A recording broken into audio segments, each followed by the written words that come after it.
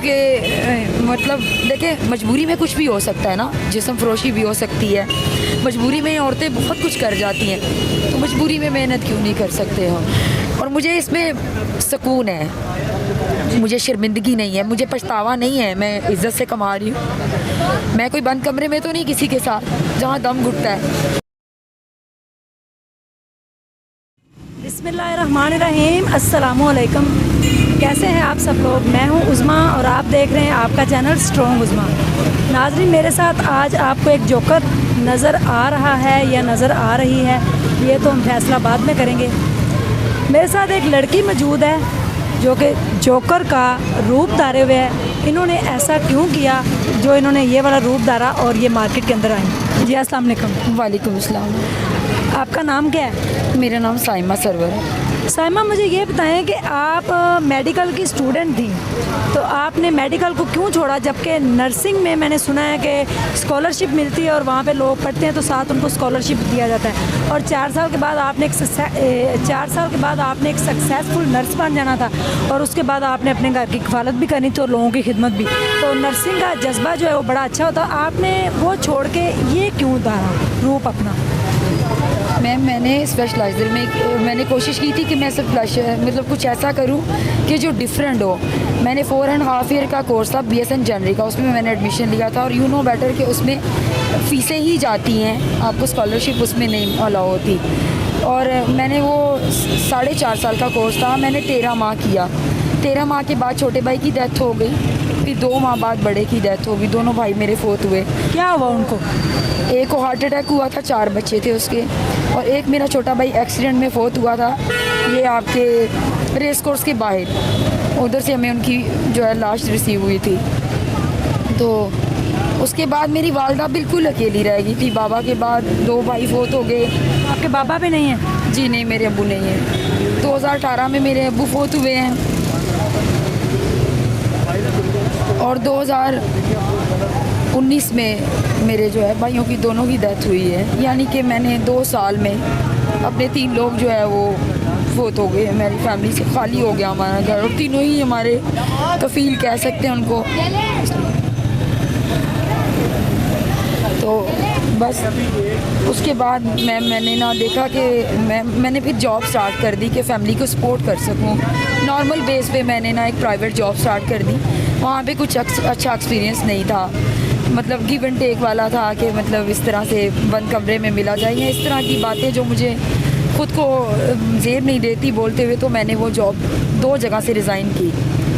At least last फिर मैंने देखा कि मेरे घर के हालात डे बाय डे डाउन होते जा रहे हैं। मेरी वालदा ने फाके की हालत भी देखी, बीमारी की हालत में। हमारा पूरा मोहल्ला इस चीज़ का गवाह है। 4 दिन हमें मालिक मकान खाना देता रहा, और मेरी वालदा की मेडिसिन नहीं होती थी। मेरी वालदा के ना ये चेस्ट के बिल्कुल बैक साइड पे, हार्ट वाली साइड पे गढ़ निकला हुआ है, जिसको ऊपर से साफ़ करवाना पड़ता है, पस रिलीज़ होती है उसमें से। मैं उनका इलाज नहीं करवा सकती, लेकिन उनके लिए एंटीबायोटिक बहुत ज़रूरी है, जो मेडिसिन सपोर्ट है। तो समटाइम मेरे पास वो भी नहीं होती थी कि मैं उन्हें मेडिसिन जो है प्रोवाइड कर सकूं। आप मुझे ये बताएं कि आप किसी स्कूल में जॉब कर सकते थे या कुछ भी, ये आपने जोकर ही अपने आप को क्यों बनाया और एक रोड के ऊपर आप आके रात को इस तरह ये चीज़ें सेल आउट करती हैं? यहाँ से आप कितने पैसे कमाती हैं और आप जोकर ही क्यों बनी? आप स्कूल टीचर भी बन सकती थी। बिल्कुल आपने सही कहा, मैं स्कूल टीचर भी बन सकती थी, जिसमें 12-15 हज़ार तनख्वाह है, ठीक है।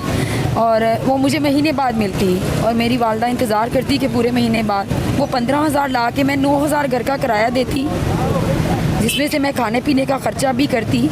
और मैं अपनी वालदा की मेडिसिन कहाँ से लाती? उस 15,000 में से मैं डेली अपनी वालदा की ड्रेसिंग कहाँ से करती, जो 150 की है। मैं वालदा की 350 की 2 टाइम की मेडिसिन जो है वो कहाँ से करती? तो मुझे मतलब कुछ भी नज़र नहीं आ रहा था। एक अल्लाह की ज़ात थी मेरे साथ, और मुझे मतलब मैं इसी सोच में थी कि मैं ऐसा क्या काम करूं जिसमें मेरी सेल्फ़ रिस्पेक्ट, मेरी ईगो जो है वो बच सके, अपने आप को बचा सकूं। कुछ मेरी वालदा ने मुझे बहुत अच्छा ब्रीफ़ किया, अल्हम्दुलिल्लाह। ये आपने कैसे सोचा कि आप जोकर बन के चीज़ों को सेल करेंगे तो कोई आपको पहचान नहीं सकेगा कि आप लड़की हैं, ये लड़का है? मैंने 4 माह ये काम किया, किसी को पता ही नहीं था, कोई गैस नहीं कर सकता था कि मैं लड़की हूँ। एक दिन बस मेरी किस्मत ख़राब थी, एक लड़के ने बाइक पे जाते हुए मेरी ये विग खींच दी, ठीक है। तो मेरे बाल लंबे हैं, वो कैचर भी ले गया साथ, वो वहाँ जाके उसने फेंक दी आगे, वो बाल खुल के आगे आए हैं ना, तो तब यहाँ पे बहुत से लोगों को पता चला कि ये लड़की है। विदिन 4-5 मिनट में यहाँ पे मीडिया आता है, जो कि सबसे पहला मेरा इंटरव्यू था, तो वो नाम नहीं मैं लेना चाहती, तो उसमें मेरा इंटरव्यू हुआ। उन्होंने पूछा कि क्या वजह है, आप क्यों, मेरा ये बैग छीन लिया गया जिसमें सारा दिन की मेहनत थी, 6 घंटे की 800 रुपया, वो भी छीन के लेके जाके वहाँ फेंक दिया गया। मैं वहाँ पीछे भागी तो मेरे पीछे कुत्ते लगे, क्योंकि मेरी शक्ल वैसी थी ना, मैंने अपनी शक्ल छुपाई हुई थी। तो बस मैम यही है कि बहुत मजबूरी की हालत में मैं घर से निकली हूँ, और अपने खूबसूरत चेहरा नहीं कह सकती, लेकिन अपने अल्लाह के दिए हुए चेहरे को छुपा के एक भयानक चेहरा लगा के लोगों को खुश करती हूँ, अपने दुख छुपाती हूँ।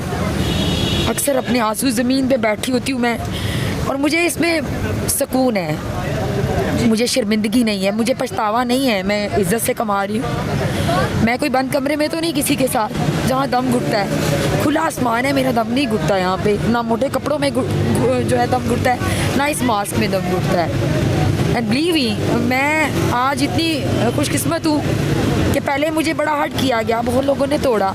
नाउ टुडे आज सेकंड डे है, बहुत से लोग गाड़ियाँ रोक के मेरे सर पे हाथ रखते हैं। ये पाकिस्तान की बेटी है, तो इससे बढ़कर क्या हो सकता है। आप क्या चाहती हैं? आप कोई बिज़नेस करना चाहती हैं? अब आप क्या चाहती हैं? क्योंकि अब आप सारी दुनिया आपको जानना शुरू होगी, तो अब आप चाहती क्या हैं? मैं यही चाहती हूँ कि मैं इज़्ज़त की, अगर मुझे कोई अच्छी जॉब मिलती है तो मैं इज़्ज़त की जॉब करूँ, जिसमें मेरे घर का ख़र्चा चलता रहे। और मैं डबल जॉब भी करने के लिए तैयार हूँ। मैं अपनी वालदा का इलाज करवाना चाहती हूँ। मुझे भीख मांगना अच्छा नहीं लगता, क्योंकि मतलब देखें, मजबूरी में कुछ भी हो सकता है ना, जिस्म फरोशी भी हो सकती है।